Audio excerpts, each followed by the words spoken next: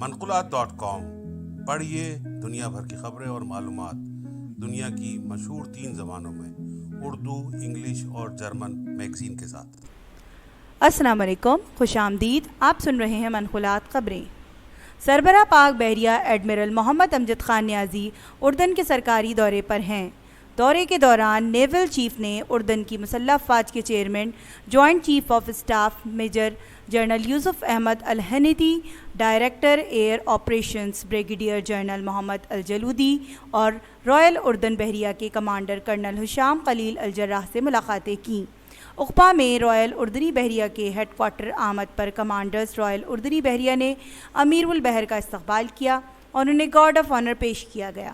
ملاقات کے دوران نیول چیف کو اردنی بحریہ کی ذمہ داریوں اور صلاحیتوں کے بارے میں تفصیلی بریفنگ دی گئی۔ دونوں رہنماؤں نے پاک بحریہ اور رائل اردنی بحریہ کے مابین مختلف جہتوں میں قریبی اور مضبوط بحری تعلقات کی اہمیت پر زور دیا۔ قبل ازیں نیول چیف نے اردن کی مسلح افواج کے chairman joint chief of staff major general Yusuf Ahmed Al Hindi اور director air operational brigadier general Muhammad Al Jaloudi سے ملاقات کی۔ ہمارے پروگرام سوشل میڈیا پہ منقولات کے نام سے آپ دیکھ سکتے ہیں۔